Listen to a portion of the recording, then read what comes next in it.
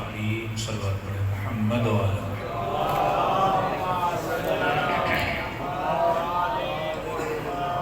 بسم اللہ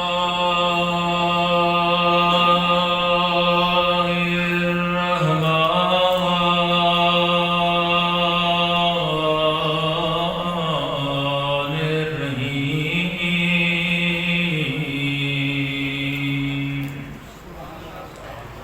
الحمد للہ رب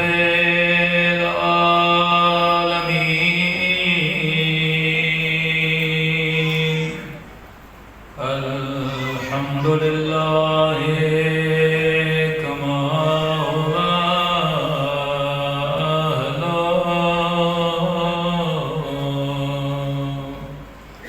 الصلاة والسلام على سيد المرسلين وخاتم النبيين أبي القاسم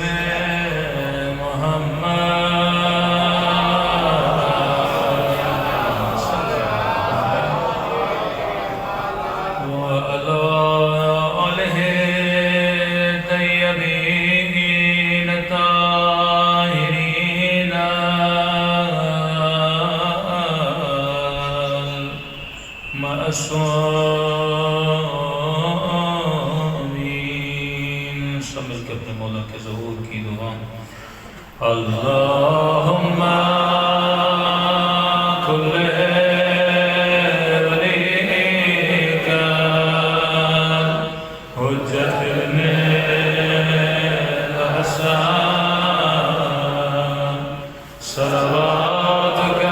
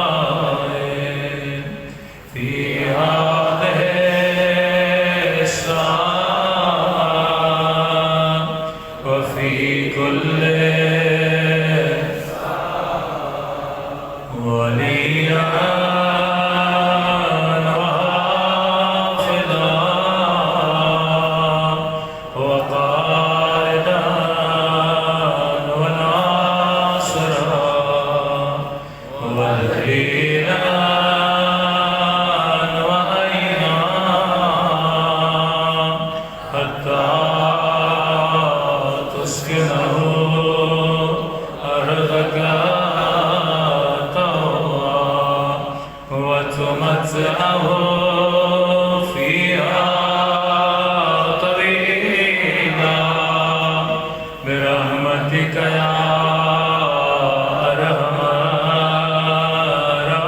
الراحمین صلوات پڑھیں محمد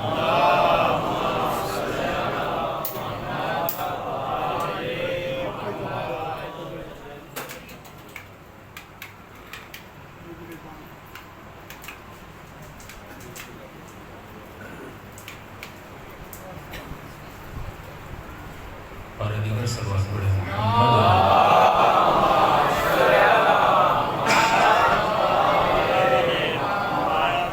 بسم اللہ الرحمن الرحیم رب اشرح لی صدری ویسر لی امری واحلل عقدۃ من لسانی یفقهوا قولی اما بعد فقد قال سبحانہ وتعالی فی محکم کتابہ بسم اللہ الرحمن الرحیم بقیۃ اللہ خیر لکم ان کنتم مومنین صلوات پڑھیں محمد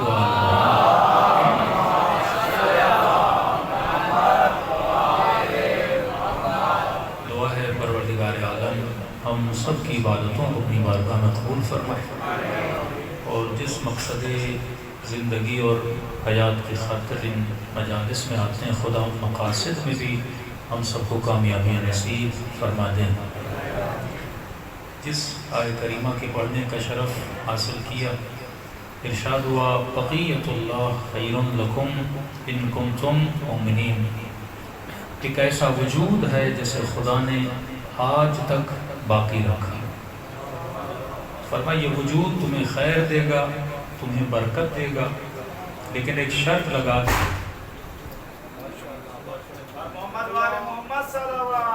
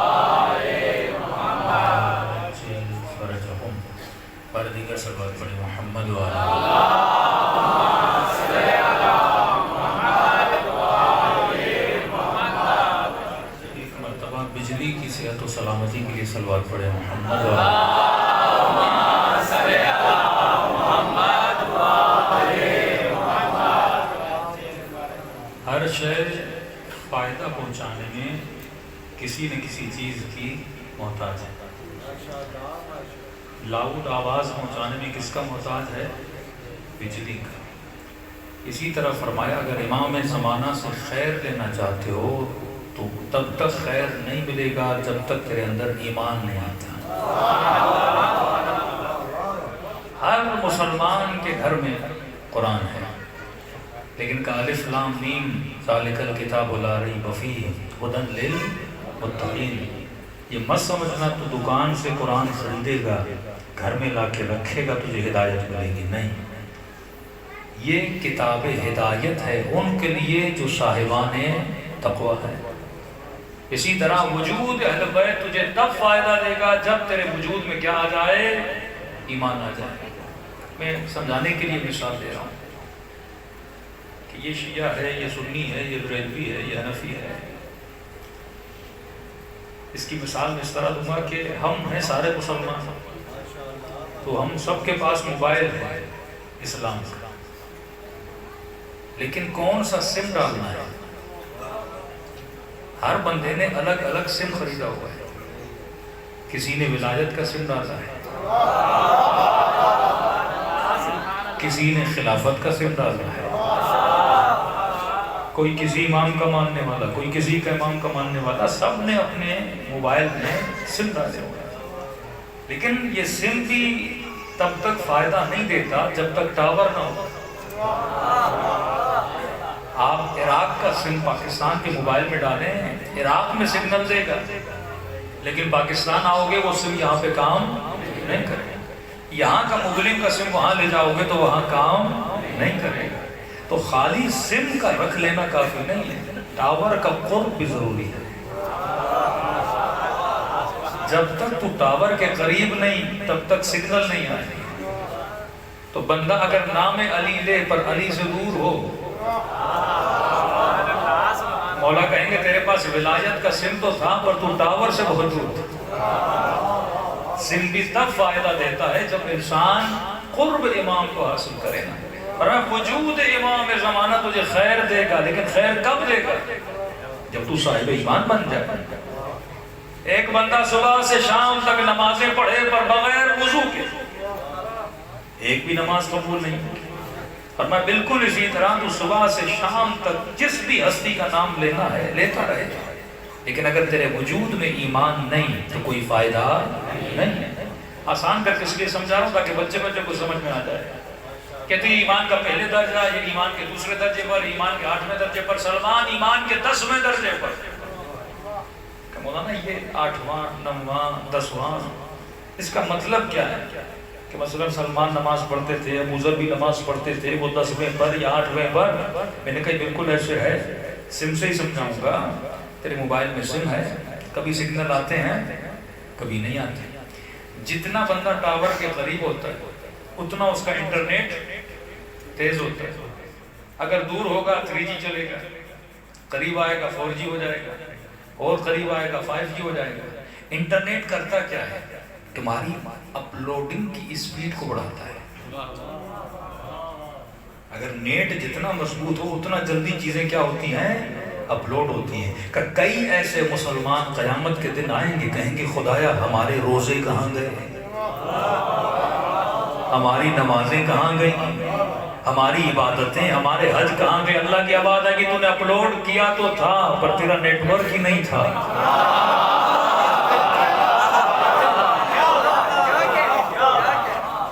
آپ کے پاس موبائل میں واٹس ایپ ہے، آپ فوٹو کسی کو بھیج دو، نیٹ نہیں ہوگا فوٹو پہنچیں گے نہیں.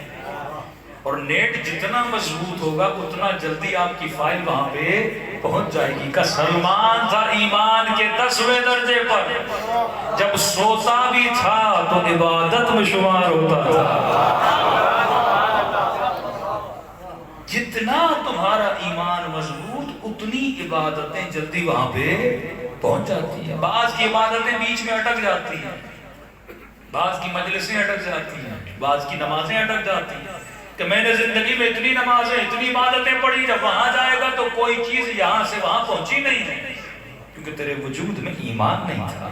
جب تک ایمان نہیں آتا تب تک تمہارے اعمال پروردگار عالم اور دربار الہی میں نہیں پہنچتے. صلوات پڑھے محمد والے محمد.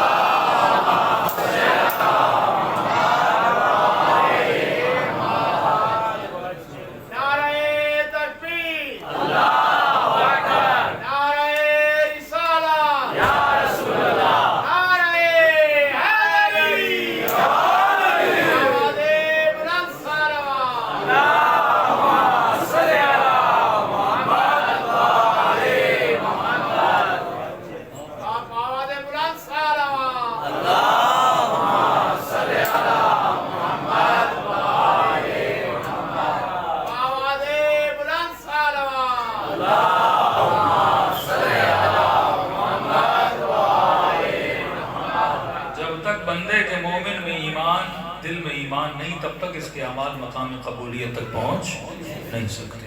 اب ایمان کس چیز کا نام ہے؟ ہمارے یہاں بولا جاتا ہے مولانا یہ مسلمان بھائی ہے، یہ مومن بھائی ہے. ہم نے کہا کیا مطلب مسلمان بھائی ہے؟ کہا یہ محمد رسول اللہ والا ہے اور یہ مومن ہے جس میں رسالت کے بعد علی اللہ بھی کہا یہ مومن ہے. اصطلاح عام میں ہم مومن اور مسلمان کی پہچان اسی طرح کرتے ہیں. لیکن مولا علی سے پوچھئے مولا مومن کون ہے، صاحب ایمان کون ہے؟ ایمان کوئی آسان چیز نہیں ہے. مولا فرماتے کسی بڑے بڑے مدرسے میں جانے کی ضرورت نہیں، زیادہ دور جانے کی ضرورت نہیں. فرمایا من عرف نفسہ فقد عرف ربہ، جس نے خود کو پہچانا اس نے خدا کو پہچان لیا. مولا فرماتے یہ مت سمجھنا تو ذرہ ہے، وفیک عالم الاکبر، تیرے وجود میں اللہ نے کائنات بسائی. اب اگر مولا کائنات کو سمجھنا ہے تو پہلے اپنے اندر کی کائنات کو سمجھنا ہوگا. جب تک تو اپنے وجود کی کائنات کو نہیں سمجھتا تب تک تجھے علی ابن ابی طالب کی ولایت سمجھ میں نہیں آئے گی، نہ ولایت خدا سمجھ میں آئے گی. آج پوری امت مسلمہ میں کوئی ایسا بندہ نہیں جو یہ کہے میں مسلمان نہیں. آج مسئلہ روزے کا نہیں، آج مسئلہ نماز کا نہیں، آج مسئلہ حج و زکوٰۃ و عزاداری کا نہیں. آج بیسک ایشو یہ ہے کہ مولا فرماتے ہیں ایمان حاصل کرو. ایمان کیسے ملتا ہے؟ جب تک خود کو نہیں پہچانتے تب تک تجھے خدا سمجھ میں نہیں آتا، تب تک امیر المومنین سمجھ میں نہیں آتے. آج میں آپ سے پوچھوں آپ کیا ہو، آپ کی حقیقت کیا ہے؟ جب آپ خود کو سمجھ جاؤ گے پھر اپنے لیے وہی کرو گے جو کربلا والوں نے کیا. جب آپ خود کو نہیں سمجھ پاؤ گے پھر وہی کرو گے جو یزید اور شمر اور ابن سعد نے کیا. جب تک انسان خود کو نہ سمجھے. آج انسان اپنے آپ کو کیا سمجھتا ہے؟ آج ایک انگریز سے پوچھیے کہ انسان کیا ہے، کہتا ہے انسان یہ باڈی ہے، میں آؤں گا جیوں گا کھاؤں گا پیوں گا اور مر کے چلا جاؤں گا. جس نے انسان کو جسم سمجھا وہ صبح سے شام تک محنت کس کے لیے کرتا ہے؟ جسم کے لیے کرتا ہے. مولا فرماتے ہیں یہ جسم سواری ہے، تو سوار ہے، کبھی یہ غلطی نہ کرنا کہ تیری سواری تجھ پہ سوار ہو جائے۔ بھائی جامپور میں ایک بندہ آئے اور ہاتھ میں گدھا ہو اور اس نے گدھے کو بہترین لباس پہنایا اور خود ننگا چل رہا ہو، سارا سامان اپنی پیٹھ پر ہو اور گدھے کی خدمت کر رہا ہو، تو دنیا ہنسے گی کہ نہیں ہنسے گی؟ آپ اس پہ ہنستے ہیں، علی ہم پہ ہنستے ہیں۔ کہا یہ تیرا گدھا ہے، تو اس کا سوار ہے، لیکن ہوتا یہ ہے کہ اس کے بجائے کہ یہ تیری خدمت کرے تو اس کی خدمت میں لگ جاتا ہے۔ کسی نوجوان نے کہا مولانا اللہ تو غنی ہے، میں نے کہا غنی ہے، کہا پھر یہ روزے کیوں رکھواتا ہے ہم سے؟ اسے میری بھوک سے کیا ملتا ہے، اسے میری پیاس سے کیا ملتا ہے؟ صبح صبح بندے کی میٹھی نیند کہتا ہے اٹھ کے نماز پڑھو، 9 بجے پڑھ لیں، کیا مسئلہ ہے جو بندے کو کبھی صبح 5 بجے اٹھاتا ہے؟ پورا مہینہ کہتا ہے بھوکے رہو۔ بھئی میری بھوک سے اللہ کو کیا ملتا ہے؟ معصوم فرماتے ہیں جتنے اللہ نے عبادتیں واجب کی ہیں یہ جسم کے لیے ہیں، روح کے لیے نہیں ہیں۔ وہ روح پہ کبھی کوئی پابندی نہیں لگاتا، وہ ساری پابندیاں جسم پہ لگاتا ہے، کیونکہ اسے تیرا غلام بنایا ہے، تجھے اس کا غلام نہیں بنایا۔ یہ تیری خدمت کے لیے ہے، تو اس کی خدمت کے لیے نہیں ہے کہ جو کچھ یہ تجھے کہے تو وہ کرے۔ یہ تیرا فرض ہے، تو اسے بتا اسے کیا کرنا ہے۔ ایک بندہ گدھا یا گھوڑا گھر میں لے کر آئے اور صبح سے شام تک گھوڑے کو کھلاتا رہے، اس سے کوئی کام نہ لے، تو دنیا کہے گی یہ پاگل ہے نا، کہ یہ جسم میں نے تجھے دیا تاکہ تو اس سے کام لے۔ کس لیے کام لے؟ اپنی روح کے لیے کام لے۔ اسے اتنا بلند فرما۔ کربلا میں 2 نظریے تھے، ایک وہ تھے جو جسموں کی خدمت کر رہے تھے اور دوسرے وہ تھے جو اپنے جسموں کو قربان کر رہے تھے۔ ایک وہ تھے جو بقائے جسم کے لیے جنگ لڑ رہے تھے اور دوسرے وہ تھے جو بازو کٹا کے فخر کر رہے تھے۔ یہ جسم تیری خدمت کے لیے ہے، تو جسم کی خدمت کے لیے نہیں ہے۔ نماز جسم کے لیے ہے، روزہ جسم کے لیے ہے، ہاں دعا روح کے لیے ہے۔ کا جسم محدود ہے، اسے تکلیف برداشت نہیں ہے۔ اب آپ لوگ مجلس امام حسین سن رہے ہیں، کوئی بندہ کافی دیر سے جاگا ہوگا، کوئی جلوس سے آیا ہوگا، تو جب آپ مجلس میں بیٹھتے ہیں تو جسم تھک جاتا ہے، کبھی دائیں کروٹ لیتے ہیں، کبھی بائیں کروٹ لیتے ہیں، جسم کہتا ہے تھک چکا ہوں، مولوی جلدی ختم کرے، گھر جا کے سو جاؤں۔ جسم بولتا ہے نا تھک چکا ہے یہ بیچارہ، لیکن روح کہتی ہے نہیں، مجھے ذکر حسین سننا ہے۔ روح کی تمنا بلند ہوتی ہے۔ بندہ 40 پہ گیا، نجف سے پیدل کربلا چلا، جسم تھک گیا، پاؤں میں چھالے پڑ گئے، یہ فوراً چیخ و پکار کرتا ہے مجھے آرام کی ضرورت ہے، مجھے آرام کی ضرورت ہے، لیکن روح کہتی ہے نہیں، جتنا جلدی ہو سکے مجھے حسین تک پہنچنا ہے۔ فرق کو محسوس کر رہے ہو؟ جسم کو تکلیف پسند نہیں، جسم سستی کو پسند کرتا ہے، اسے پسند ہے صبح سے شام تک اس گدھے کی طرح سویا رہے جسے کام نہیں کرنا۔ مولا فرماتے ہیں یہ سرکش حیوان ہے، اگر اس کی رسی کو تھامو گے تو یہ تجھے جنت تک کا سفر کرائے گا، لیکن اگر تم نے اسے آزاد چھوڑ دیا۔ مجھے نہیں پتا آپ کے شہر میں نشائی بھی ہے کہ نہیں ہے، ہر جگہ پوچھ رہا ہوں ہے کہ نہیں ہے، سب کہہ رہے ہیں، یہ مسئلہ مجھے سمجھ میں نہیں آ رہا۔ میں پشاور گیا تو ایک گلی میں نشائی سو رہے تھے، تو کسی نشائی سے پوچھو نا نشہ کیوں کرتا ہے، کہتا مجھے اچھا نہیں لگتا۔ کیوں کرتا ہے؟ کہتا اس جسم نے پابند کر دیا ہے۔ شرابی ہوگا نا بندہ، شدت والا شرابی، اس سے پوچھو کہ شراب نہ پیو، اندر سے وہ پینا نہیں چاہتا کیونکہ روح ان چیزوں کو پسند نہیں کرتی، لیکن کہتا ہے جسم نے مجھے مجبور کیا۔ قاضی شرح بھی امام حسین کا قتل کا فتویٰ دینا نہیں چاہتا تھا، لیکن غلام جسم تھا نا، بقائے جسم مانگ رہا تھا نا، اندر سے وہ بھی قاتل حسین نہیں بننا چاہ رہا، لیکن جسم نے کہا مان لو کیونکہ مجھے مزہ لینا ہے۔ یہ اپنا مزہ سوچتا ہے، تیرے مزے کی سے فکر نہیں ہوتی۔ کبھی فرمایا ظلمت نفسی، میں نے اپنے اوپر ظلم کیا۔ جسم کو تو پوری زندگی عیش کرواتا ہے، یہ کون ہے جو بول رہا ہے میں نے اپنے اوپر ظلم کیا؟ یہ جسم جب سرکش بنتا ہے تو تیری روح پر ظلم کرتا ہے، اس کا کیا ہے، یہ تو مر جائے گا، مٹی میں مل جائے گا، جوتے کون کھائے گا؟ روح پٹائی کھاتی ہے نا، جسم تو مٹی میں مل جاتا ہے۔ تبھی امام نے فرمایا کربلا میں آنے والوں کسی ایسی چیز کے عاشق نہ بنو جس میں وفا بھی نہیں اور فنا بھی ہے۔ دنیا میں جس کے بھی عاشق بنو گے وہ وفا نہیں کرتی، اس میں فنا ہوتی ہے۔ اب یہاں پہ انسان کنفیوز ہوتا ہے۔ انگریزی معاشرے کیوں تباہ ہوئے؟ کیوں انہوں نے انسان کی حقیقت کس کو سمجھا؟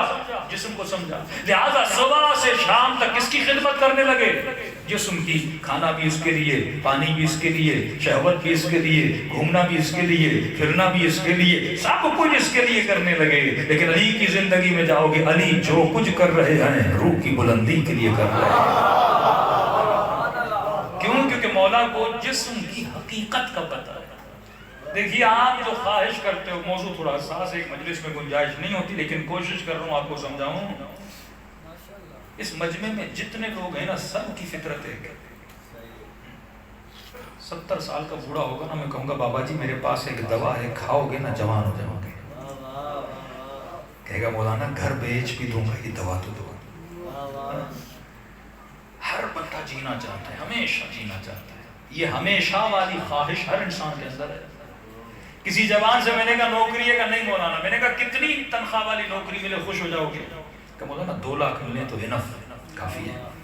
ٹھیک ہے آپ کو دلوا دیتے ہیں 2 لاکھ کی نوکری، اور اسی بندے کے پاس 2 سال کے بعد جاؤ گے نا، کہو کہ خرچے پورے ہو رہے ہیں، نہیں مولانا 4 لاکھ والی ہو۔ اچھا 4 لاکھ والی بھی مل گئی، 4 سال کے بعد جاؤ گے کہے گا 8 لاکھ والی ہو جائے۔ یہ اس کا قصور نہیں ہے، یہ فطرت انسان ہے، کیونکہ روح محدود چیزوں پہ راضی نہیں ہوتی۔ روح کو لامحدود چیزیں پسند ہیں۔ آپ کہو گے مولانا مجھے کشمیر دیکھنا ہے، پورا کشمیر حسین دیکھ کر آ جاؤ گے۔ کہو گے کشمیر سے بھی زیادہ کوئی خوبصورت ہے؟ اچھا چلو سوئٹزرلینڈ چلے جاؤ، گھوم کے آ گئے، اس سے بھی زیادہ کوئی خوبصورت ہے۔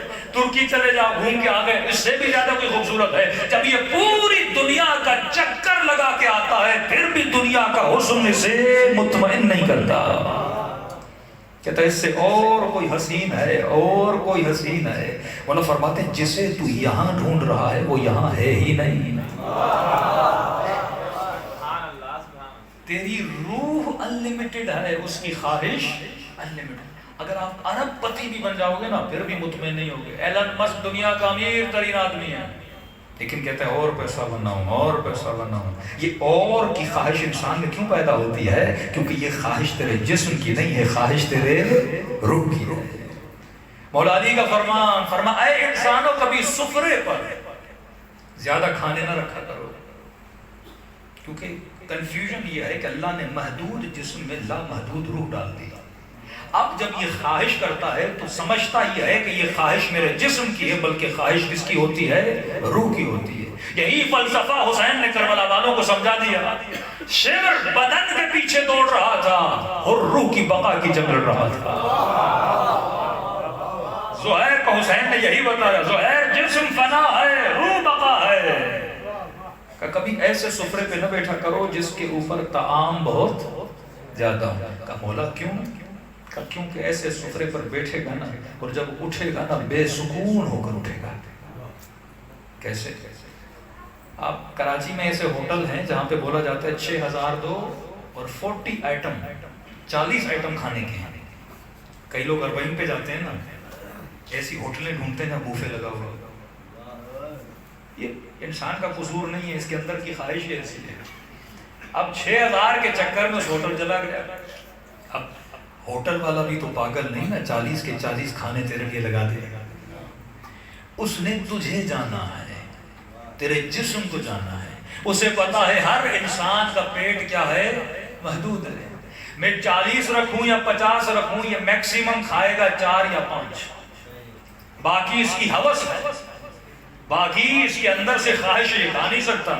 ابھی اس چکر میں پوری فیملی کو لے کر جاتا ہے، 30,000 خرچہ کر کے، تھوڑا یہاں سے لیتا ہے، تھوڑا یہاں سے لیتا ہے۔ مولا فرماتے ہیں پوری کوئی چیز بھی نہیں کھا پائے گا، کیونکہ اس کے اندر ہرس اتنا ہے، یہ جگہوں سے چیزیں اٹھاتا رہے گا، لیکن آخر میں جب اس ہوٹل سے باہر آئے گا کہے گا کاش آئس کریم بھی کھا لیتا، اے کاش وہ بھی کھا لیتا جو اس نے نہیں کھایا. اور مولا فرماتے ہیں جس نے حرص نہیں کیا، جس نے جسم کو محدود سمجھا، جب یہ سفرے پر دال روٹی بھی کھاتا ہے تو سکون کے ساتھ کھاتا ہے.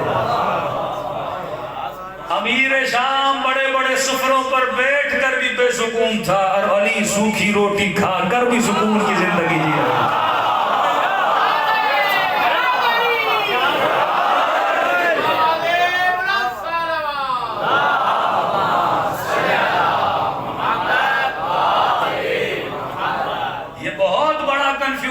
انسان کو یہی نہیں پتا کہ میرے پیٹ میں جگہ کتنی ہے.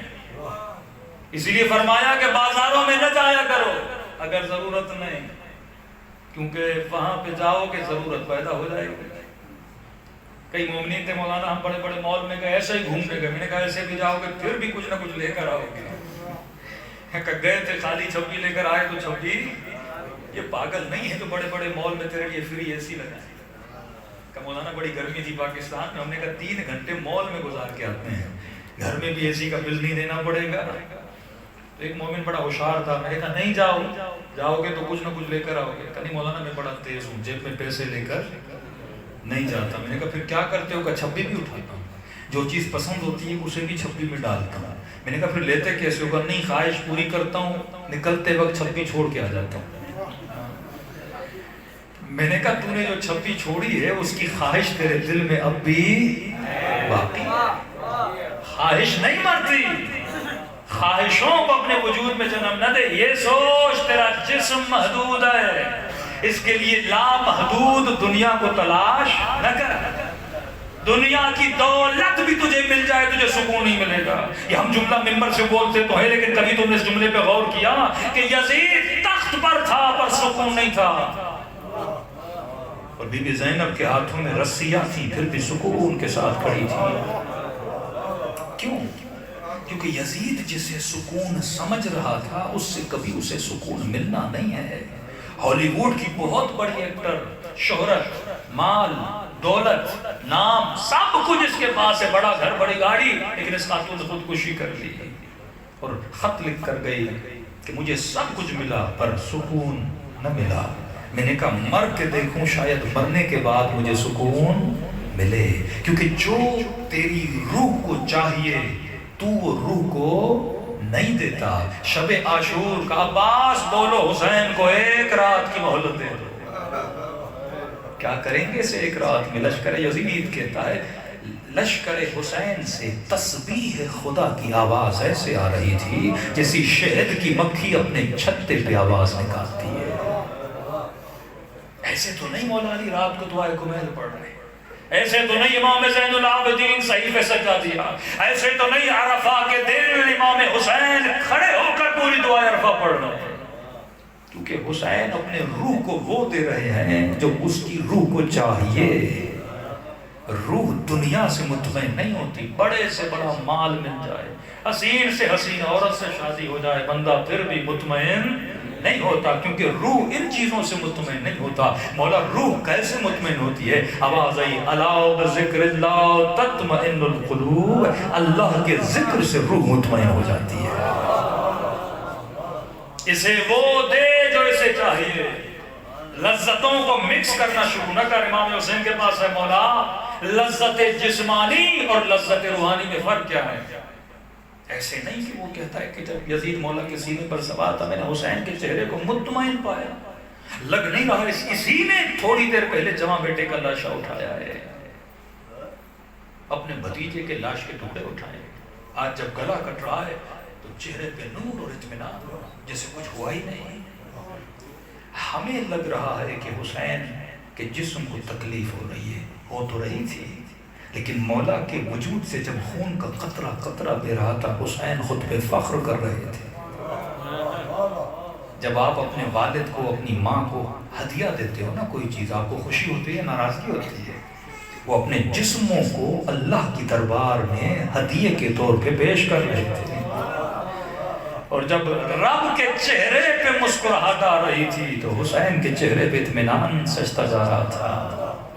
یہ جملہ میرے مولا حسین ہی فرما سکتے کہ مولا لذت جسمانی اور لذت روحانی کو ڈیفائن کریے. مولا فرماتے جسے کھانا کھانے میں مزہ آئے سمجھو ابھی تک حیوان ہے، جسے کھانا کھانے میں مزہ ہے، کیونکہ دنیا کی جتنی لذت ہے جسم بھی محدود، اس کی لذتیں بھی محدود۔ کھانا کھاؤ گے لذت محدود، پانی پیو گے لذت محدود، نکاح کی لذت محدود، ہر لذت محدود ہے۔ مولا فرماتے ہیں جسے کھانا کھانے میں مزہ آئے، ابھی تک یہ مقام حیوانیت پر ہے۔ اور مولا انسان کا مقام کیا ہے کہ جسے کھانا کھلانے میں مزہ ہے۔ یہ لذت انسانی لذت ہے۔ آپ نے ایک ہفتہ پہلے کیا کھایا آپ کو یاد بھی نہیں، لیکن کبھی کسی غریب کی مدد کی ہو، کبھی کسی یتیم کی مدد کی ہو، 10 سال کے بعد بھی سوچو گے نا لذت ملے گی۔ 6 سال پہلے بھی کربلا امام حسین کی زیارت کر کے آئے نا، آج بھی مصلی پہ بیٹھ کر اس زیارت کا سوچو گے تو لذت تیرے وجود میں محسوس کرو گے۔ مولا فرماتے ہم بقاء جسم کے لیے نہیں، بقاء روح کے لیے آئے۔ لشکر معاویہ پر جب مولا نے حملہ کیا، کئی دنوں تک اس نے مولا علی کا پانی بند رکھا، اور مولا نے جب حملہ کیا تو لشکر پر قابض بنے، اور جیسے قبضہ لشکر مولا کے ہاتھوں میں آیا، مظلومیت علی یہ تھی کہ لوگ علی کو نہیں جانتے تھے، اور مظلومیت علی یہ تھی کہ دشمن علی کو جانتا تھا پر اپنا علی کو نہیں جانتا تھا۔ لوگ عمرو عاص کے پاس، عمرو عاص تیری خیر نہیں، کیونکہ علی نے لشکر پر قبضہ کیا ہے، اگر علی 5 دن بھی پانی بند کرے یہ پورا لشکر علی کے پاس چلا جائے گا، ہم جنگ ہار جائیں گے۔ کہ میں جانتا ہوں علی کبھی کسی پیاسے پہ پانی بند نہیں کرتا۔ مظلومیت علی یہ ہے کہ اپنے مولا کے پاس آتے ہیں، یا علی پانی بند کریے ہم جنگ جیت جائیں گے۔ امام نے کہا نہیں، رسول کی سنت کے خلاف ہے، ہم کسی پیاسے پہ پانی بند نہیں کرتے۔ کہ یا علی 5 دن کی بات ہے، پوری جنگ ہم جیت جائیں گے۔ یہ تاریخ کے جملے مولا نے فرمائے۔ امام نے فرمایا علی جنگ جیتنے نہیں آیا، علی انسانیت کو جیتنے آیا۔ یہ جنگیں کیا بتاتی؟ کربلا میں مثلا خدا حسین ہار گئے، یزید جیت گیا۔ جنگ صفین میں مثلا امیر شام کامیاب ہو گیا اور مولا کے لشکر والوں کو دھوکہ دیا، نہیں، یہ دھوکہ خود کو دے رہے تھے۔ امام یہ بتا رہے تھے دیکھو انسانیت، حسین کا مقابلہ انسانوں کے ساتھ نہیں تھا، حیوانوں کے ساتھ تھا۔ تو سادہ لوگ علی کا چاہنے والا مولا کے پاس کہنے لگا یا علی اس نے 3 دن پانی بند کیا، ظلم نہیں، آپ بھی کتنا دن بند کریں؟ 3 دن بند کریں۔ امام فرماتا اگر اس نے بند کیا اس کی وجہ سے میں بھی بند کروں، پھر ابو سفیان کے بیٹے میں اور ابو طالب کے بیٹے میں فرق کیا رہ جائے گا؟ کبھی یہ نہ کہا کرو جو دشمن کر رہا ہے وہ میں کروں گا۔ تو عزیزو کربلا جنگ روح اور بقاء جسم کی جنگ ہے۔ کربلا میں جسم کٹتے رہے، روح بچتی رہے، اور لشکر یزید میں جسم بچتے رہے پر روح کٹتی رہی۔ اب یہ تو نے فیصلہ کرنا ہے، تو نے روح کو بچانا ہے یا جسم کو بچانا ہے، کہ یہ تیرا خادم ہے۔ روزہ روح کے لیے نہیں ہے، روزہ جسم کے لیے ہے۔ اسے سرکش نہ بنا، اسے مطیع بنا، اسے اطاعت گزار بنا۔ اگر تو نے ہلکی سی چھوٹ دی نا، یہی جسم انسان کو قاتل حسین بناتا ہے، یہی جسم انسان کو مجبور کرتا ہے کہ یہ 4 سالہ بچی کو تماچے مارے، کیونکہ تو اسے عادت نہیں دیتا، اسے ادب نہیں سکھاتا۔ جسم علی اکبر پر کس کی حکومت ہے؟ حسین کی حکومت ہے۔ کسی مجلس میں آج نے ایک جملہ کہا، میں نے کہا مسئلہ نہ آج یہ ہے نہ کل یہ تھا۔ کل بھی لوگ اللہ کو مانتے تھے، آج بھی لوگ اللہ کو مانتے ہیں۔ پاکستان کے کسی فاسق، فاجر، سنگر، ڈانسر، بدبخت سے بھی پوچھو گے اللہ کو مانتے ہو، کہے گا ہاں اللہ کو مانتا ہوں۔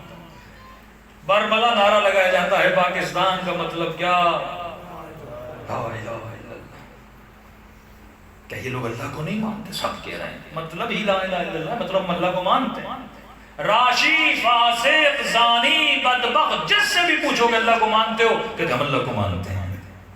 شیطان بھی اللہ کو مانتا تھا، شمر بھی اللہ کو مانتا تھا، ابن سعد بھی اللہ کو مانتا تھا، حج میں بھی جاتا تھا، عمرے بھی کرتا تھا، زکوٰۃ بھی دیتا تھا۔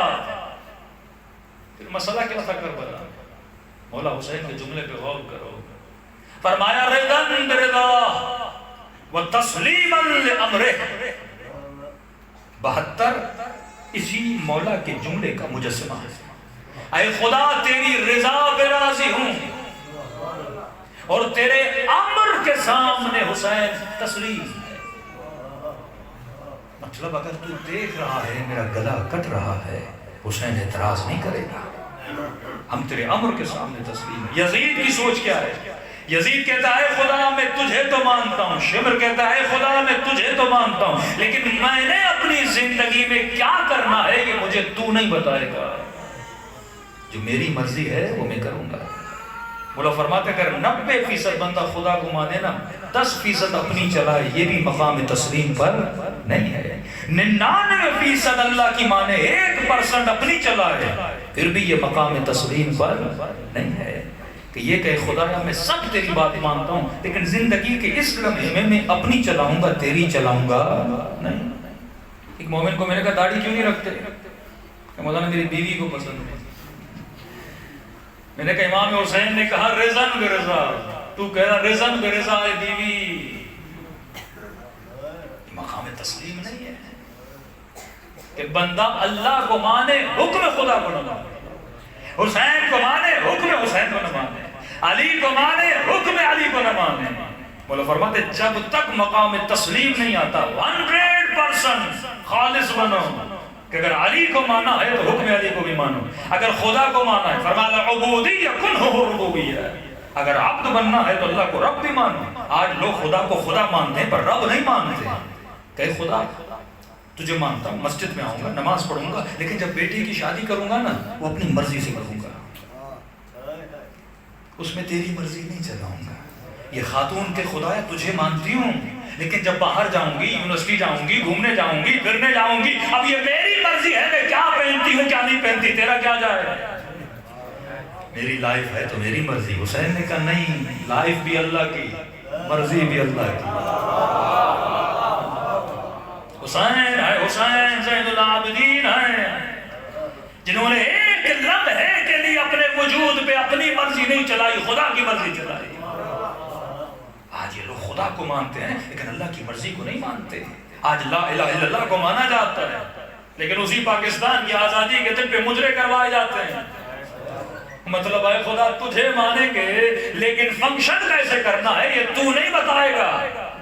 ہم انگریزوں سے سیکھیں گے، یہ ہم انڈیا والوں سے سیکھیں گے۔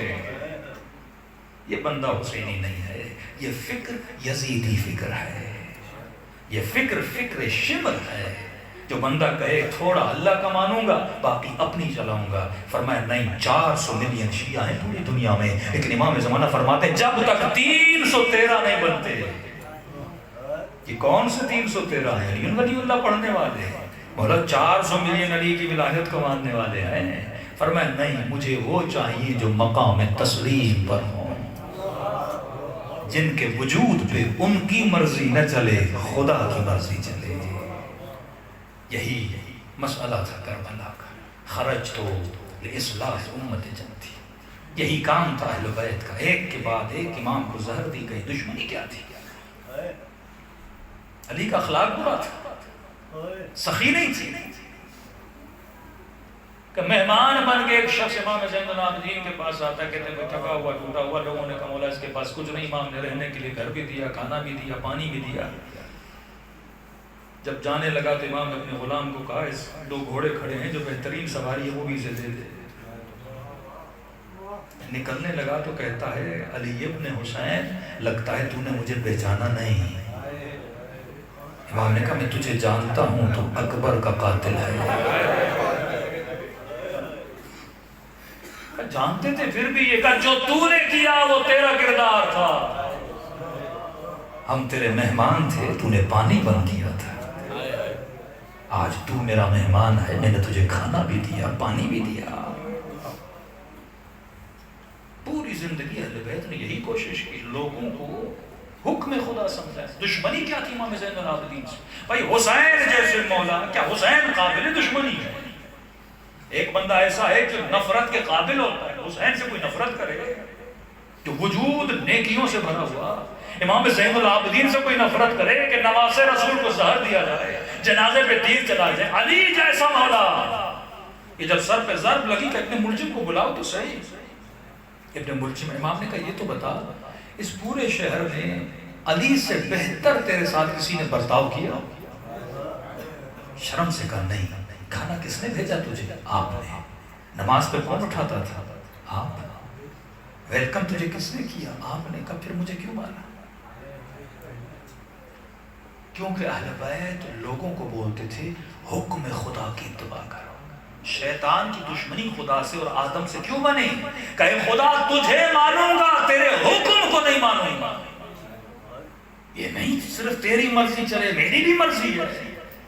اللہ نے کہا نہیں تو اب تو نہیں ہے. اب وہ ہوتا ہے جو اپنی مرضی نہیں چلاتا خدا کی مرضی چلاتا. اب فرق یہ ہے شیطان نے آدم کو نہیں مانا, ہم چھوٹی چھوٹی اور چیزوں کو نہیں مانتے تو ہمارے اندر بھی تو چھوٹے چھوٹے شیطان ہیں نا. اسی چیز کو حسین وجود سے نکالنا چاہتے تھے. امام حسین العابدین نکالنا. اخلاق دیکھیے, مولا کھیتی باڑی کرنے گئے, پسینے میں شل, گھر کے دروازے پہ دستک تھی, دروازہ کھولو, غلام لیٹا ہوا تھا, آواز سن رہا تھا. کافی دیر کے بعد آگے اس نے دروازہ کھولا. امام نے کہا تو آواز سن رہا تھا؟ جی سن رہا تھا. کہا پھر کھولا کیوں نہیں؟ کہا تھکا ہوا تھا. کہا ٹھیک ہے. امام گھر کے اندر گئے, سجدہ شکر ادا کیا. کہا خدایا تیرا شکر ہے میرا اخلاق ایسا ہے کہ میرا غلام مجھ سے ڈرتا نہیں ہے. اس نے امید رکھی کہ اگر میں دیر سے بھی جاؤں گا مالک مجھے کچھ بولے گا نہیں. یہ اہل بیت کا اخلاق ہے. اللہ کی رضا. دروازے پہ دستک ہوئی. امام حسین کے در پہ فقیر آیا, مولا حسین خیرات دیجیے. امام نے کہا کہ تو میرے بھائی حسن کے پاس گیا ہے؟ کہ نہیں مولا سیدھا آپ کے پاس آیا ہوں. کہ میں بڑے بھائی سے سبقت نہیں لوں گا, دنیا کیا بولے گی, حسین نے دیا حسن نے نہیں دیا. کہ پہلے جا میرے حسن سے مانگ. سیدھا آیا امام حسن کے دروازے پہ, مولا خیرات دیجیے. کہ حسین کے پاس گئے؟ کہ مولا گیا, انہوں نے آپ کے پاس بھیجا. کہ بڑا بھائی ہے پہلے وہ پہل کرے گا, میں بڑے بھائی سے پہلے پہل نہیں کروں. ادب تو دیکھیے. امام نے اسے 60 درہم دیے. پھر آیا امام حسین کے دروازے پہ, مولا خیرات دیجیے. کہ بھائی نے دی. کہا کتنے دیے؟ کہ 60 دیے. کہ بولا اندر گئے 59 دینار لے کر آئے. کہ جتنے حسن نے دیے حسین اتنے نہیں دے گا. ایک قدم اپنے بھائی سے پیچھے رہو. یہ ادب تھا اہل بیت علیہ السلام کا. اسی طرح مطیع بنو, اپنی روح کی تربیت کرو. جسم فنا ہونے کی چیز ہے. علی والے کا پیٹ پہ کنٹرول ہوتا ہے, علی والے کی آنکھوں پہ کنٹرول ہوتا ہے. انہوں فرماتے ہیں ہم یہ نہیں چاہتے کہ تو لذت نہ لے, ہم یہ چاہتے ہیں تو سب سے زیادہ لذت لے. بس یہ بتائیے پورا سال کھانا کھاتے ہو, مزہ کھانے میں کب آتا ہے؟ رمضان میں. بندہ کھانا پورا سال, جتنا مزہ رمضان میں آتا ہے کبھی نہیں آتا. مطلب جسم کو ایسے رکھو جیسے علی نے کہا تو سفرے پر بھی بیٹھنے میں مزہ آتا ہے, کیونکہ انہیں پتا ہے ان جسموں کو مینٹین کیسے کرنا ہے. جوان نگاہوں کو گناہ سے بچا, جتنا بچائے رکھے گا نا شادی کے بعد اتنا بیوی سے مطمئن رہے گا. لیکن اگر نگاہوں کو آلودہ کرے گا, ہر ٹی وی پہ ہر غلیظ چہرے کو دیکھے گا, ہر گندی فلم کو دیکھے گا, گلی میں اٹھتے بیٹھتے عورتوں کو دیکھے گا. اب جیسے شادی مولا فرماتے نگاہ حرام حرص پیدا کرتی ہے. اب شادی کرے گا, بیوی کا چہرہ دیکھے گا, اسے پسند نہیں آئے, فوراً کہے گا اس جیسا ہوتا اس جیسا ہوتا. لیکن فرمایا جس نے تقوی اختیار کیا ہے, جس نے آنکھوں کو جسم کو محدود رکھا, صرف وہاں اٹھایا جہاں اجازت تھی. اب خدا جب اسے حلال لذت دیتا ہے کہ اپنے گھر میں بھی سکون کے ساتھ زندگی گزارتا ہے. پھر طلاق نہیں ہوتی, پھر جھگڑے نہیں ہوتے. یہ جوان حرض کیوں بن رہا ہے کہ شادی کے بعد بھی اسے سکون نہیں ہے؟ کیونکہ اس نے آنکھوں کو ویسی عادت نہیں دی جیسا علی ابن ابی طالب نے کہا. اب اللہ تجھے دنیا بھی دے دے نا تو مطمئن نہیں رہے گا. تبھی فرمایا کسی کے بڑے گھر کو دیکھ کر اپنی جھوپڑی کو تباہ و برباد نہ کیا کرو. یہ عالم ہے, سکون ہے. شریعت میں اللہ نے تیرے لیے سکون رکھا ہے, دین میں اللہ نے تیرے لیے سکون رکھا ہے. یہیں پر کربلا ہی بن سکتے ہو. آغائے دستغیث کی کتاب کا واقعہ سنا رہا ہوں. مومن کہتا ہے ایک سفر میں جا رہا تھا، ایک مومن سے ملاقات ہوئی. پہلے زمانے میں سبھی لوگ سر پہ پگڑیاں پہنتے تھے. چلتے چلتے گھوڑے سے تھوڑا یہ لڑکھڑایا اور اس کے سر سے پگڑی گر گئی، اور جیسے پگڑی گری تو میں نے اس کے سر پہ تلوار کا گہرا سا نشان دیکھا. میں نے کہا اے بندے خدا یہ زخم تجھے کہاں لگا؟ اس نے کہا جنگ صفین میں. کہاں پر؟ جنگ صفین. کہا 1000 سال سے زیادہ گزر گئے، تو جنگ صفین میں کیسے گیا؟ کہتا ہے مسئلہ یہ ہے کہ میں ایک سفر میں جا رہا تھا، میرے ساتھ ایک ناصبی بیٹھا تھا، مولا علی کا دشمن. میں نے کہا علی کے ساتھ تھا، اس نے کہا کہ یزید کے باپ کے ساتھ تھا. میں نے کہا نہیں، علی کے ساتھ تھا. اتنا ناصبی کا اگر اس زمانے میں ہوتا اس لشکر میں جا کے علی کا سر قلم کرتا. مطلب اتنا معاند تھا کہ اگر میں بھی اس زمانے میں ہوتا تو علیہ باللہ علی مولا کو شہید کر دیتا. اس نے کہا اگر میں بھی ہوتا تو میں تیرے بڑے کو مار دیتا. اس میں جھگڑا شروع ہو گیا ان دونوں میں، اور جھگڑا شروع ہوتے ہوتے انہوں نے ہتھیار نکال دیا. کہتے لڑائی شروع ہو گئی، اور جیسے لڑائی شروع ہوئی اس بدبخت نے اس کے سر پہ کیا ماری؟ تلوار ماری. کہتا جیسے زخم میرے سر میں لگا میں زمین پہ گرا، بے ہوش ہو گیا، اور جب میری آنکھیں کھلی تو میں نے اپنے سر کو علی کی گود میں پایا.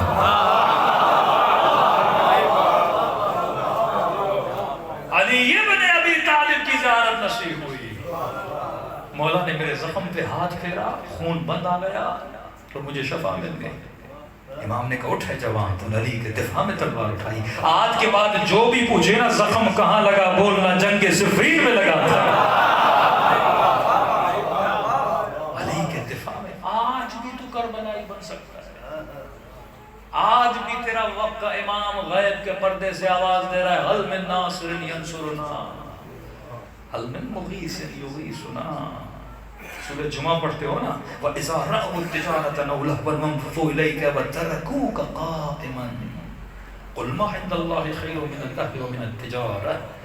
اے حبیب جب یہ لہو کو دیکھتے ہیں، دنیا کو دیکھتے ہیں، تو انہیں بلاتا رہتا ہے، لیکن یہ دنیا کی طرف جاتے ہیں، تیری طرف نہیں آتے. علماء فرماتے ہیں آج رسول کی جگہ کون بلا رہا ہے؟ حجت خدا امام زمانہ بلا رہے ہیں.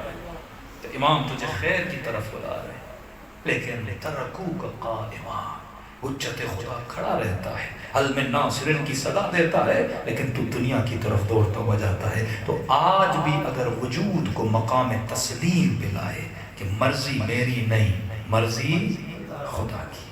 آنکھیں، چہرہ، سجاوٹ، کپڑے ویسے پہنو جیسا علی ابن ابی طالب کو پسند ہے. خواتین کے لیے سروں پہ حجاب رکھو، یہ زینب کو پسند ہے. کئی عبادتوں کے لیے حکم ہے چھپ کے کرو، کچھ عبادتوں کے لیے حکم ہے اعلان کرو. آیت اللہ العظمیٰ امینی حرم مولا حسین میں گیا، اور ان کی عادت تھی رات کو جا کے لمبے لمبے سجدے کرتے تھے. ایک مرتبہ سجدے میں نیند آ گئی، امام حسین نے کہا امینی میرے حرم میں آ کر لمبے لمبے سجدے نہ کیا کرو. کہ مولا کیوں، برا کام ہے؟ کہ برا کام نہیں، ہمیں ڈر ہے کہیں شیطان تیرا شکار نہ کر لے. لوگوں کے سامنے لمبی عبادتیں نہ کیا کرو، وجود میں وجود پیدا ہوتا ہے. کہ لمبے سجدے کرنے ہیں تو گھر میں جا کر کرو، لیکن حجاب کرنا بھی تو عبادت ہے نا، چہروں کو نورانی بنانا بھی عبادت ہے نا. یہ کہتا ہے علل اعلان کرو. کہ ایک شیعہ خاتون جب حسین کی مجلس میں آئے تو با حجاب ہو کر آئے، اور پیغام دے کہ علی والیاں کبھی حجاب اتارتی نہیں ہیں. علل اعلان کرو، یہ چادر تیرا شرف ہے، تیری عزت ہے. اسی طرح مومن کا ایمان، سخاوت، لوگوں کے ساتھ ایمانداری. کہ پورے جانپور میں اگر کسی مومن کا دکان ہو تو زبان زد عام ہو، اگر کوئی چیز لینی ہے تو علی والے کے دکان سے لے، کیونکہ یہ دھوکہ نہیں دیتا، یہ زبان کا سچا ہوتا ہے. کچھ چیزوں کو سجا کر چلو، عزاداری، مجلس، جلوس، یہ چھپ کے نہیں کیا جاتا، یہ لوگوں میں کیا جاتا ہے تاکہ دنیا کو بتاؤ کہ شیعوں کی تعداد کتنی ہے، ان کے اندر اتحاد کتنا ہے. تو کچھ عبادتیں چھپ کے، کچھ عبادتیں ظاہر کی جاتی ہیں. سیدہ زینب نے نام حسین کو علل اعلان لیا۔ جب کوئی پتھر مار کے کہتا تھا نا یہ باغی کی بہن ہے، آہ پکار کرتی تھی کہ میرے حسین کو باغی نہ کہو، میرا حسین نمازی ہے۔ بے دینی کی تہمت بھی بی بی نے برداشت نہیں کی۔ فرمایا اتنی محبت اہل بیت تجھ سے کرتے ہیں، یہ تیرا تصور ہے، کتنی محبت کرتے ہیں۔ کوفے کا رہنے والا کہتا ہے تجارت کی غرض سے کیا بڑا نقصان ہوا۔ بیوی نے کہا کربلا نہیں گئے، میں نے کہا کربلا میں کیا کہ کچھ کما کر لائے ہو؟ کہا نہیں، سب کچھ گوا کے لایا۔ کہ پورے شہر میں اعلان ہوا ہے کہ ایک باغی ہے، جو اسے قتل کرے گا اس کو اس کی تلوار کے وزن کے برابر سونا دیا جائے گا۔ اچھا کچھ کما کے نہیں لایا، گھر میں فاقے ہیں، بیٹی بھوک سے بیٹھی تھی، جلدی جا۔ کہتا گھوڑے پہ سوار ہوا، دوڑا دوڑا کربلا میں پہنچا۔ کیا دیکھا؟ لاشیں بکھری ہوئی ہیں۔ ایک ہی ہے، کوئی بوڑھا ہے جس کو لوگوں نے گھیرا ہوا ہے، کوئی اسے پتھر مارتا ہے، کوئی اسے نیزے کی انیوں سے مارتا ہے، جسے جو مل رہا ہے مار رہا ہے، اور کہہ رہے مارو یہ باغی ہے، مارو یہ باغی ہے۔ کہتا میں بھی آگے بڑھا، میں نے کہا میں کیوں پیچھے رہوں، کچھ میں بھی تو ماروں اور حاکم سے جا کے کچھ پیسے۔ میں نے بھیڑ کو توڑتا ہوا چیرتا ہوا آگے بڑھا، میں نے ایک پتھر لیا اور اس بوڑھے کو مارنا چاہا۔ کہ جیسے مارنا چاہتا تھا نا، میری نگاہ اس کے چہرے پر پڑی تو ماتھے پہ سجدے کے نشان تھے۔ میں نے کہا یہ کیسا باغی ہے جو نمازی ہے، کہیں میں خطا تو نہیں کر رہا، کہیں میں لوگوں کے پاؤں میں بہ تو نہیں رہا، پہلے سوچوں تو صحیح ہے کون ہے۔ تو کہتا میں آگے بڑھا، میں نے کہا سلام کرتا ہوں، اگر جواب دیا تو مسلمان ہوگا، اگر نہ دیا تو عیاذ باللہ باغی ہوگا۔ آگے بڑھ کے میں نے کہا السلام علیک ایھا الشیخ الکبیر، اے بوڑھے تجھ پر میرا سلام۔ کہ یہ کہنا تھا، اس نے اپنے چہرے کو بلند کیا، میرا نام لے کے کہا وعلیک السلام، تجھ پر بھی میرا سلام ہو۔ یہ بتا آج تو نے مجھے کیوں سلام کیا ہے؟ پریشان ہوا، اس سے میرے نام کا کیسے پتا چلا؟ میں نے کہا کیوں، کیا مسلمان کو سلام نہیں کرتا؟ کہا کرتا ہے، پر آج کے دن کسی نے مجھے مسلمان نہیں سمجھا۔ عاشورہ کے دن 100 سلام کرتے ہو امام حسین، کیوں ایک سلام بندہ کرتا؟ مولا سجاد فرماتے میرا بابا ترس گیا تھا کوئی آئے اور میرے بابا کو سلام کرے۔ مولا علی گھر آتے تھے نا، سیدہ کہتی تھی یا علی سنا ہے لوگ تجھے سلام نہیں کرتے۔ کبھی بھی سلام، میں سلام کرتا ہوں، علی کو کوئی جواب بھی نہیں دیتا۔ میں نے کہا ولی خدا کون ہو، تجھے میرے نام کا کیسے پتا؟ اس نے کہا اجا خط بھی لکھا ہے اور پوچھ بھی رہے ہو میں کون ہوں؟ کہ وجود پہ لرزہ طاری ہوا، کہ آپ ہو کون؟ کہ علی کو جانتے ہو؟ کہ میرا مولا ہے علی۔ کہ نبی کو جانتے ہو؟ کہ میرا نبی ہے نبی۔ کہ اسی نبی کا نواسا اور تیرے مولا کا بیٹا میں حسین ابن علی ہوں۔ کچھ واقعات کو محسوس کر کے رویا کرو تو لذت آئے گی۔ آج اس مجمع میں ہر بیٹھا مومن تمنا کرتا ہے مجھے ایک مرتبہ امام زمانہ کی زیارت ہو جائے۔ خدا نخواستہ کسی مجمع میں جا کے اپنے امام کو پتھر مارنے جاؤ اور تجھے بعد میں پتا چلے جسے مار رہا تھا یہ تو مہدی زہرا ہے، تیرے اوپر کیا گزرے گی؟ کہتا ہے جیسے پتا چلا نا یہ میرا مولا حسین ہے، کہتے پتھر ہاتھوں سے گرا اور سیدھا جا کے مولا کے قدموں پہ گرا۔ مولا مجھے نہیں پتا تھا، واللہ نہیں پتا تھا، میں تجارت پہ گیا آج پہنچا۔ بیوی نے کہا نہیں گئے، کوئی باغی ہے، مولا کمانے کی غرض سے آیا تھا کہ جہاد کروں گا، ثواب ملے گا۔ تلوار نکالی، مولا اب ایک آنچ آپ پہ آنے نہیں دوں گا، اپنی جان کو آپ پہ قربان کروں گا۔ قریب ہے حسین، قریب ہے یہ مولا۔ فرمایا ہم نے تجھ سے جہاد کو اٹھا لیا، گھر جا تیری بیٹی تیرا انتظار کر رہی ہے. اس کی 4 سالہ بچی تھی کہ تیری ایک لوتی بیٹی تیرا انتظار کر رہی ہے. میں تجھے اذن جہاد نہیں دوں گا، جتنا جلدی ہو سکے کربلا سے نکل جا. کہ مولا اتنی جلدی کیا ہے؟ کہ ابھی میں آواز دوں گا حل من ناصر ینصرنا، اگر تو سنے مدد کے لیے نہ آئے جہنمی بن جائے گا. میں نہیں چاہتا تو جہنمی بنے، جلدی کربلا سے چلا جا. علماء فرماتے مولا حسین شاید اس لیے اصرار کر رہے تھے کہ کوئی تو ہو کوفے میں جو حسین کا چاہنے والا ہو. سکینہ کو شاید پانی کی ضرورت پڑے، زینب چادر مانگے گی، کوئی تو ہو چادر دینے والا. جب امام نے حکم دیا نا، روتی ہوئی آنکھوں سے، کپ کپاتے ہوئے بدن سے مولا سے دور چلتا گیا. کہ تھوڑا دور ہوا، امام نے پیچھے سے آواز دی، ذرا میرے قریب تو آ. خوشی کا عالم تھا، دوڑا دوڑا گیا کہ حسین نے شاید اجازت دی کہ میں لڑوں. امام نے کہا میرے قریب آ. کہ قریب کے مولا اجازت ہے، اذن جہاد دیتے ہیں. فرمایا اس کام کے لیے نہیں بلایا. جی میرے مولا. کہ حسین نے اپنے ہاتھ سے انگوٹھی اتاری، کہ ہاتھ آگے بڑھا. میں نے ہاتھ آگے بڑھایا، انگوٹھی میرے ہاتھ میں رکھی. مولا یہ کس کے لیے دے رہے ہیں؟ کہ جب تو سفر پہ گیا تھا تیری بیٹی نے تجھے کہا تھا بابا انگوٹھی لانا، تجھے یاد نہیں، حسین کو یاد ہے.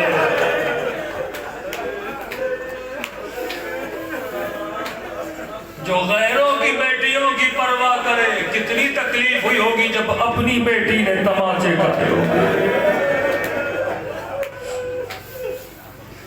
تجھے یاد نہیں تھا، تو سفر سے بھی آ گیا، پر بیٹی نے کیا بولا تھا؟ یہ انگوٹھی بیٹی کو دینا، اور جب دو نا اتنا بولنا جسے تو مارنے گیا تھا وہ باغی نہیں تھا، وہ نمازی تھا. مجھے مقتل میں پتہ نہیں چلا کہ مولا حسین کی انگلیوں میں انگوٹھیاں کتنی تھیں، لیکن ابن زیاد نے جب پوچھا نا کسی سے کہ بتا تو نے کیا کیا، اس نے کہا امیر جب میں لاشا لوٹنے گیا نا تو ہر شے لٹ چکی تھی، میری نگاہ حسین کی ایک انگوٹھی پہ پڑ گئی. میں نے بڑی کوشش کی اتارنے کی، اتری نہیں. امیر میں نے خنجر سے حسین کی انگلی کو کاٹا. مجھے نہیں پتا جب یہ بچی بابا کے جنازے پہ آئی ہوگی ان ہاتھوں کو کیسے سکینہ نے برداشت کیا ہوگا. اتنے کریم ہیں اہل بیت رسول. انسان ان کے علاوہ کسی کا عاشق بنے جائز ہی نہیں ہے. خیمے میں آئے، فرمایا بہن زینب مجھے وہ کرتا دو جو ماں زہرا کا تھا. ماں کی نشانی بچوں کو عزیز ہوتی ہے. بی بی نے بڑے ادب سے اٹھایا، مولا کو دیا. امام نے زیب تن کیا. کرتا پہننے کے بعد حسین نے خنجر نکالا، اپنے ہاتھوں سے کرتے کو پھاڑنا شروع کیا. بی بی زینب کو بڑا دکھ ہوا، حسین اماں کی نشانی پھاڑ کیوں رہے ہو؟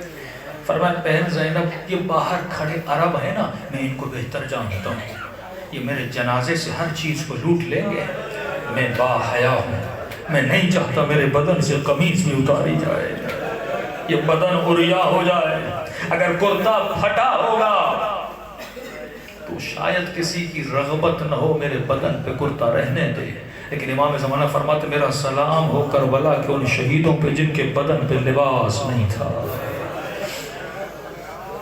یہاں تک تو سب نے سنا. پھر کہا بہن زینب وہ پیلے رنگ کا کرتا دو. بی بی زینب نے دیا. اس پھٹے ہوئے کرتے کے اوپر امام حسین نے دوسرا کرتا پہنا. سیدہ نے سوال کیا کہ حسین کر کیا رہے ہو؟ جب بتا بھی رہے ہو ہر چیز لوٹ لی جائے گی، پھر دوسرا کرتا کیوں پہن رہے ہو؟ یہ کریم ابن کریم ہے. فرمایا بہن زینب میں نہیں چاہتا جو لوٹنے آئے وہ خالی ہاتھ جائے. خدا کی قسم جو دشمن کو خالی ہاتھ نہ لوٹائے وہ فرش عزا سے عزادار کو خالی ہاتھ لوٹائے گا. مانگنے کا ہنر ہونا چاہیے، قلب میں وہ طاقت و توانائی. اس طرح مانگو جس طرح حبیب حسین کے دربار میں مانگنے گیا. اس طرح مانگو جس طرح حر حسین کے دربار میں توبہ کرنے گئے، دلوں کو کربلا لے کر چلیں۔ یہ راتیں گریے کی راتیں ہیں، رونے کی راتیں ہیں۔ ہم تو عاشورہ کے بعد سکون سے گھروں میں سو جاتے ہیں، اصل مصائب سکینہ پر تو عاشورہ کے بعد شروع ہوئے۔ رو رو کے کہتی تھی بابا مجھے مٹی پہ نیند نہیں آتی، میں تیرے سینے پہ سونے کی عادی۔ بابا کا سر ہاتھ میں آتا تھا، کہتی تھی بابا آنکھیں تو کھولو۔ بابا ایک بات بتاؤں، میرا رخسار چھوٹا تھا، ظالم کا ہاتھ بڑا تھا۔ بابا میں نے بڑا بولا کہ میں در خود اتار کے دیتی ہوں، لیکن مہلت نہیں دی بابا، میرے کان زخمی ہے۔ 40 سال مولا زین العابدین انہی مصیبتوں پہ روتے گئے۔ 7 سے 8 مقامات میرے مولا نے گنوائے کہ جہاں پہ خون رلایا گیا مولا زین العابدین کو۔ فرمایا ہم کریم ہیں، فرش عزا پہ آ، خلوص دل سے اہل بیت کو یاد کر، خدا تجھے ثواب زیارت حسین نصیب کرے گا۔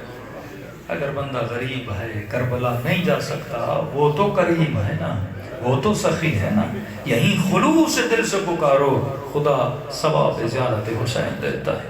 دلوں کو کربلا لے کر چلیں، چند سلام کریں اپنے مولا کو، انہی سے ربط مصیبت، دلوں کو منور کریں، آنکھوں کو منور کریں، گریہ حسین ابن علی سے سب مل کے السلام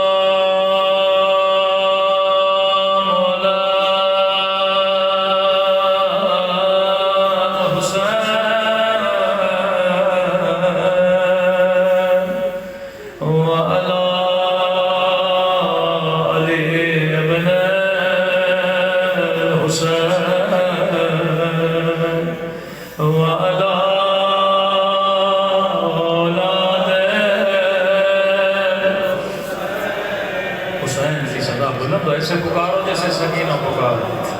وَعَلَىٰ أَوْلَادِ الْحُسَيْنِ وَعَلَىٰ أَصْحَابِ الْحُسَيْنِ سب مل کے السلام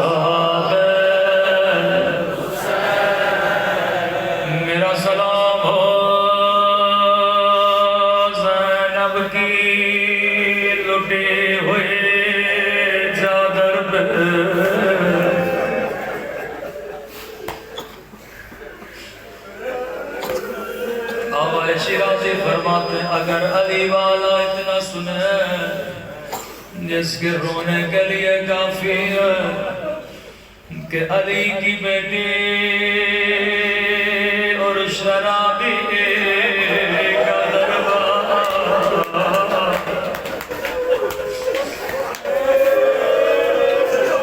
اگر اسے رونا نہ آئے تو سمجھو یہاں سے زینب کو نہیں سمجھا یا اس نے علی کی غیرات نہیں سمجھے کہ کجا زینب کجا کوفہ کا بازار کجا زینب کجا شرابی کا دربار اللہ سب کو شام کی زیارت نصیب کرے ننھی سی قبر سکینہ کی زیارت نصیب کرا میں ایک مرتبہ شام گیا جب شام کی بازار سے گزرا میں نے زینبیہ میں بی بی زینب کو مخاطب کیا میں نے کہا بی بی زینب آج کا شریف بھی اس بازار سے نہیں گزر سکتا مجھے نہیں بتایا علی کی بیٹی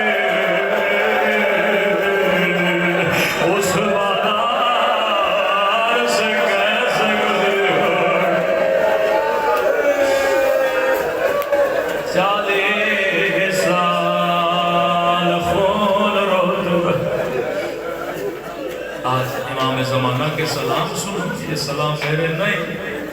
فرمایا مومن جب بھی تیرا دل کرے امام زمانہ سے مصائب سنو تو رات کے اندھیرے میں زیارت ناہیہ پڑا کرو، ناہیہ لو ہے امام زمانہ۔ سنیں گے کیسے اپنے جد کی مظلومیت کو سلام کرتے، رو کر فرمایا میرا سلام ان زخمی کلاریوں پہ، یہ میرے جملے نہیں امام زمانہ کے جملے۔ فرمایا میرا سلام ان زخمی کلاریوں پہ، او جنہیں پسے گردان باندھا گیا تھا۔ اگلا سلام اس سے بھی بڑا درد بھرا سلام، میرا سلام ان زخمی کلاریوں پہ جنہیں پسے گردان باندھا گیا تھا۔ اگلا سلام اس سے بھی درد بھرا سلام ہے، فرمایا میرا سلام ان ننھے سے رخساروں پہ جن کا رنگ بدل رہا۔ قدیم امام میرا مولا کے جملے پہ غور کر کے رونا، یہ نہیں فرمایا جن کا رنگ بدل گیا بلکہ بدلتا رہا۔ کبھی شمر کے تماچوں نے رنگ نیلا کیا، کبھی ظالم کے تماچوں نے رنگ کالا کیا۔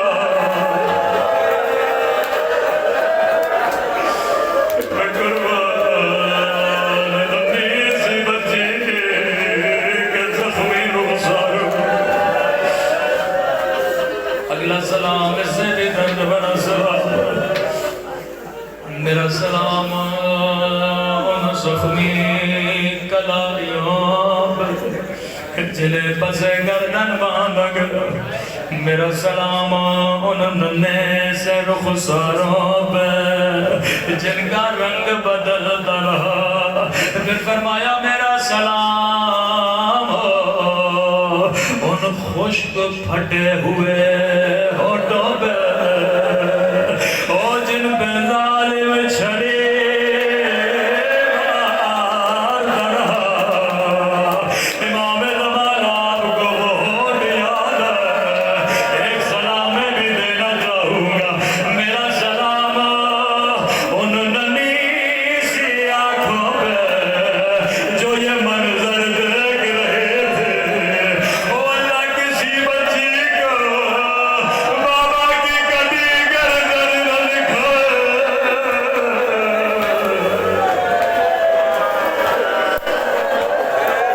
اللہ کسی بچی کو بابا کے زخمی ہونٹ نہ دکھائے۔ جب امام سجاد سے پوچھتے تھے، کسی نے کہا مولا کیا شمر کی اپنی بچی نہیں تھی؟ امام نے کہا صاحب اولاد تھی۔ کہا مولا پھر یہ سکینہ کو اتنا کیوں مارتا تھا؟ امام نے کہا مومن اگر کسی کی تیرے ساتھ بڑی دشمنی ہو، وہ تجھے تکلیف دینے کے لیے تجھے نہیں مارے گا، تیرے سامنے تیرے بچے کو مارے گا۔ جب جب میرے کلیجے کو جلانا تھا یہ میرے سامنے سکینہ کو تماچے مارے، جب جب زینب کو رلانا تھا یہ ننھی سی بچی کو تالیاں نے مار دی۔ کسی مومن نے کہا مولا سجاد سب سے زیادہ مصیبت آپ نے کہاں دیکھی؟ خون کے آنسو روئے 40 سال، رو کر کہتے تھے الشام الشام الشام۔ مولا شام میں سب سے زیادہ مصیبت کہاں پہ پڑتی؟ رو کر کا شام اور شرابی کا دربار، اس دربار میں سجاد کو خون رلائے۔ ایک مومن بیمار تھا امام حسین کے حرم میں، آنکھ لگ گئی، خواب کے عالم امام حسین فرمایا مومن اگر چاہتا ہے خود اللہ تجھے شفا دے تو خدا کو میری مسکینہ کا واسطہ دیا کرو. اللہ یہ واسطہ کبھی رد نہیں کرتا. بڑا پیار تھا امام سجاد کو اپنی بہن سکینہ سے. مولا سب سے زیادہ تکلیف کہاں ہوئی؟ فرمایا شام، اور شام میں شرابی کا دربار. مولا اس دربار میں ایسا کیا ہوا؟ فرمایا ایک چیز نے مجھے 40 سال خون رلایا. مولا وہ کون سی چیز ہے؟ قدیمی مومنوں رو کر فرمایا ایک رسی تھی جس نے سجاد کو خون رلایا. ابھی میں نے نہیں بتایا کون سی رسی، تو نے رونا شروع کر دیا. فرمایا ایک رسی تھی جس نے مجھے خون رلایا. فرمایا اے مومن ایک رسی تھی جس میں 18 گردنیں تھی. قدیمی مومنوں میں اشارہ کروں گا، رونا تیرا کام ہے. 18 گردنیں تھی. کسی کا قد بڑا، کسی کا قد چھوٹا. میں جب جب کمر کو سیدھا کرتا تھا باطل کی آواز آتی تھی بابا، او میرے غریب بابا، بابا میرا گلا گھٹتا. جب میں کمر کو سیدھا کرتا تھا سکینہ کی فریاد بلند ہوتی تھی، بھیا سجاد میرا گلا گھٹتا. میرے عزاداروں کو بتا پورے سفر میں میری کمر جھکی رہی جیسے تو رکوع میں ہوتا ہے کربلا سے کوفہ، کوفہ سے شام. اسی طرح میری کمر جھکی رہی. دوسری مصیبت یزید لعین دربار میں آیا. اللہ جانے شمر لعین نے اس کے کانوں میں کیا کیا. جیسے تخت پہ بیٹھا اس لعین نے علی کی بیٹیوں کو دیکھنا شروع کر دیا. یزید تو اندھا ہو جاتا، کبھی زینب کو نہ دیکھتا. یہ کم مصیبت ہے امام سجاد کا صرف دیکھا نہیں. اس نے پہلا سوال کیا حسین کی 4 سالہ بچی کہاں؟ شمر نے سکینہ کی طرف اشارہ کیا. 4 سالہ ننھی سی بچی گردن میں رسی، ہونٹ بھی زخمی ہے، کان بھی زخمی ہے، رخسار بھی زخمی ہے. لعین نے بچی کو دیکھا، بچی کو مخاطب کیا. کہا اے قیدی بچی بتا تیرا نام کیا ہے؟ روایت کے جملے بڑے سخت ہیں. اس مصیبت نے سجاد کو خون رلایا. کہ بچی بتا تیرا نام کیا ہے؟ راوی کہتا ہے جیسے ننھی سی بچی سے کہا بتا تیرا نام کیا ہے. راوی کہتا ہے بچی کے ہونٹ ہلے پر آواز نہیں نکلے. لعین نے دوبارہ پوچھا بچی بتا تیرا نام کیا ہے؟ کہا بچی کے ہونٹ ہلے پر آواز نہیں نکلے. تیسری مرتبہ غصے میں کہا بچی میں تجھ سے سوال کر رہا ہوں مجھے جواب کیوں نہیں دیتی؟ امام سجاد کی آواز آئی او ملعون بچی بتا تو رہی ہے لیکن گردن کی رسی بڑی تنگ ہے. بچی کی آواز کیسے نکلا؟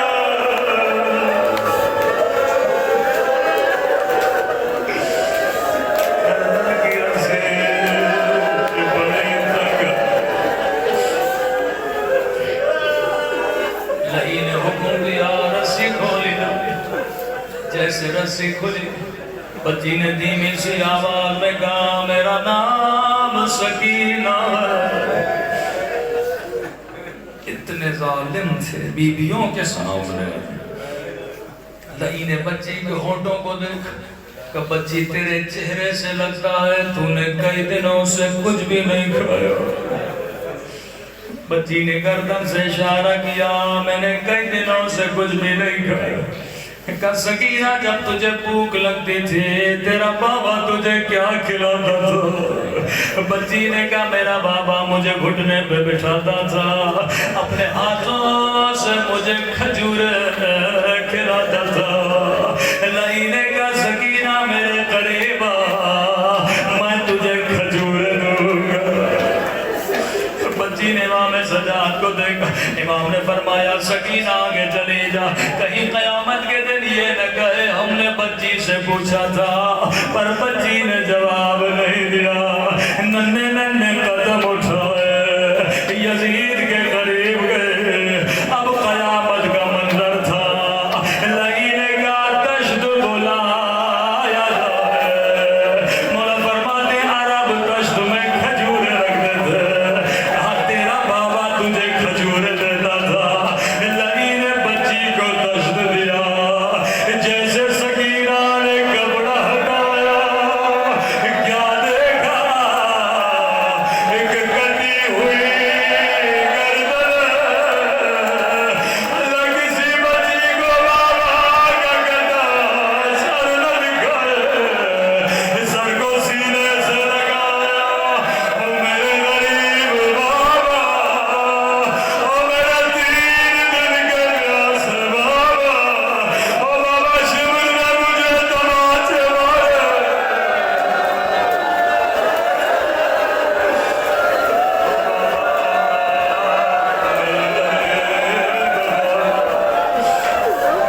بابا تیرے گردن کی آگے کس نے کہا اے خدا تجھے اس طاقت بھرے منظر کا باعث جب بچی نے آخری مرتبہ بابا کا سر گود میں لیا اور جب سجاد اٹھانے آئے تو سر ایک طرف چلا گیا سکینہ دوسری طرف جا گیا.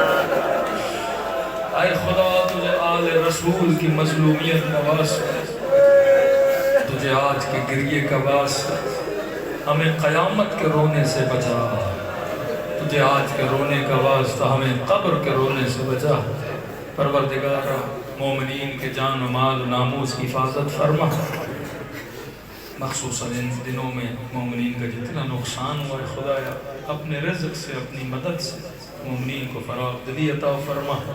پروردگارا بحق محمد و آل محمد بحق امام زین العابدین جو زیارات کے متمنی انہیں زیارات طبعات عالیہ نصیب فرما. جو بیمار ہیں انہیں شفاء کامل عاجلہ نصیب فرما. ایک مومن نے التماس سے دعا کا پروردگار اس کی جتنی پریشانی دور فرما. حاضرین میں اگر کوئی بیمار ہے ان کے رشتہ داروں میں کوئی بیمار ہے ان سب کو شفاء کامل عاجلہ نصیب فرما. ان گنہگار آنکھوں کو امام زمانہ کی زیارت نصیب فرما. ہم سب کو شفاعت امام حسین نصیب فرما. ہمارے مرحومین کے برزخ و قیامت کے سفر کو آسان فرما. حاضرین کے گھروں پر اپنی رحمتوں کو برکتوں کو نازل فرما. ہر طرح کی نظر بد و پریشانیوں سے ہم سب کو محفوظ فرما. پروردگارہ حجت خدا امام زمانہ کا ظہور فرما. ہم سب کو مولا کے مخلص عوام اور انصار میں شریک فرما. جتنے بھی ہمارے مرحومین ان کے درجات کو بلند فرما. ہم سب کو شہداء کربلا کے ساتھ محشور فرما. یہ دعا ہمیشہ کریں کہ خدا ہم سب کو زبان ذاکر عطا فرما, بدن صابر عطا فرما, دل شاکر عطا فرما, عقل سالم عطا فرما. فرامین اہل بیت پر عمل کرنے کی توفیق نصیب فرما. ربنا تقبل منا انک انت السمیع الدعاء. صلوات پڑھے محمد وعلی